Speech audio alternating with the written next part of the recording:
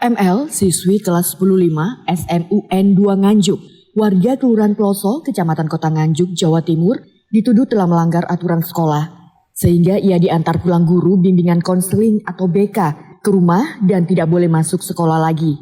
Sambil menunggu surat keputusan dikeluarkan dari sekolah.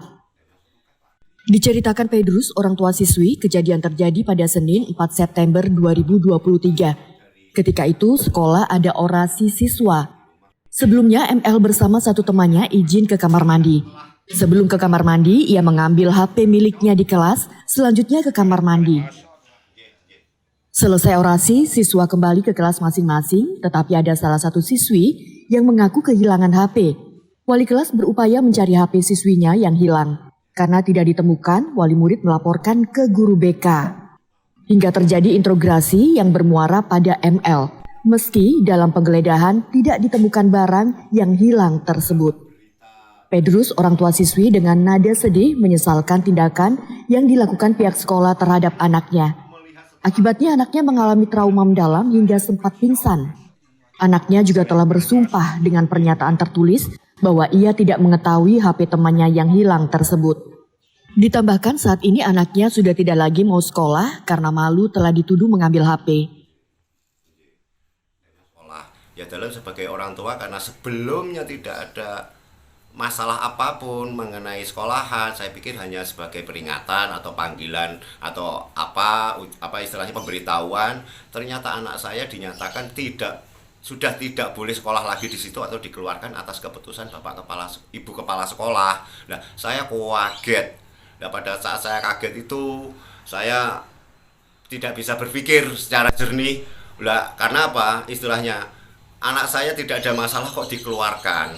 Nah, alasan dari pihak sekolah menyatakan bahwa karena pada saat ada peristiwa di sekolah, intern sekolahnya, itu pada saat diinterogasi katanya banyak berbohong. Nah, saya juga bingung loh, karena hanya berbohong dan hanya memakan waktu yang singkat kok anak saya sudah diambil keputusan untuk dikeluarkan. Akhirnya anak saya menceritakan kronologisnya yang membuat saya sedikit ya kecewa, ya marah, ya antara bingung, tapi pada intinya saya memikirkan tuh hanya untuk psikologis anak saya. Anak saya yang bisanya itu pun sangat sulit sekali saya tanyakan. Pelan-pelan sama adik-adik kakak-kakaknya juga saya tanyakan. Akhirnya dia menceritakan beberapa hal yang membuat saya garis bawah, yang membuat saya sangat kecewa itu, yaitu satu, pada saat kronologis itu anak saya dicecar dengan pertanyaan-pertanyaan yang intinya mengalibikan bahwa yang tertuduh itu adalah dia tanpa didampingi oleh saya sebagai orang tuanya, dengan alasan pada saat itu pihak sekolah udah menghubungi orang tua tapi tidak bisa, padahal pada kenyataannya di HP saya tidak ada rekam jejak panggilan dari SMA 2. Nah, terus anak saya juga mengatakan, "Pak, Bu, nuwun sewu, maaf, saya tak ngebel ayah saya lewat HP dan itu tidak diperbolehkan," dan malah disauti dengan Bu Kepala Sekolah yang kata anak saya itu, "Apa kowe arep golek perlindungan? Orang tua mana yang anaknya digitukan?" Istilahnya mau terima. Setelah itu anak saya menceritakan bahwa setelah dia dibawa ke atas ke bawah, dalam arti ke ruang BK, ke ruang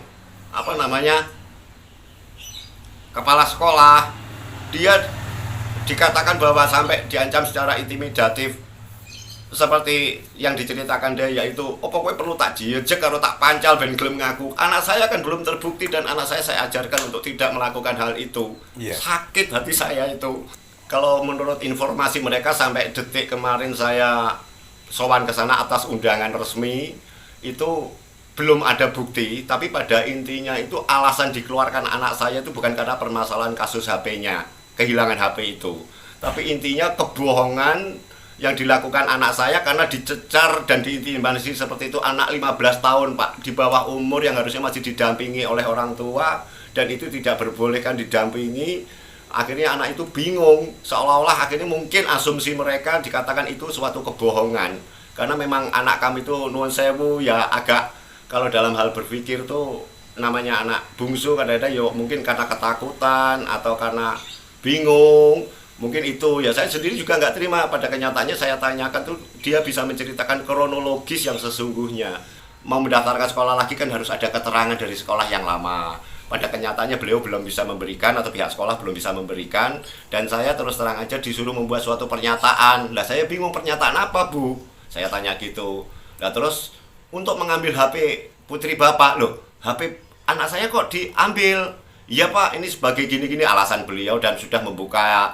Malah saya terus terang pada saat hari Selasa itu oleh Bu Guru BK dikasih tahu file-file mengenai file pribadi atau WA-nya, chattingannya anak saya itu secara pribadi. Saya kaget, loh Ibu kok ngerti anunya anak saya? Lah ya kamu pembuka Pak, itu dengan jujur dan gamblang dia mengatakan itu. Saya aja di sini kan belum tahu. Ya udah, nanti akan saya jadikan bahan. Iya Pak. Lah nanti untuk mengambil HP Bapak harus membuat suatu pernyataan yang intinya Bapak harus menuliskan kesalahan yang dilakukan oleh putri Bapak. Lah saya tidak mau, fokus saya kan hanya ingin mencari surat keterangan masalah dikeluarkan dari sekolah untuk saya nanti mencarikan sekolah anak saya lagi itu Pak. Pada hari Rabunya saya mendapatkan pernyataan lewat WA oleh pihak sekolah yang diwakili oleh Bu Elvi itu, bahwa saya diharuskan membuat pengunduran diri. Loh saya bingung, loh yang mengeluarkan kan sekolah, sedangkan saya kok disuruh membuat pengunduran diri. Maunya saya nggak mau mengundurkan diri dari sekolah, karena anak saya aja bangga dan senang sebenarnya. Pada saat dibuat surat pernyataan pengunduran diri, saya diberikan contoh. Ini ada contohnya Bapak kalau membuat seperti ini. Nah, setelah itu saya jawab, loh Bu, ini jawaban saya lewat WA tertulis. Yang mengeluarkan anak saya kan pihak sekolah, kok saya suruh mengundurkan diri? Itu yang saya katakan.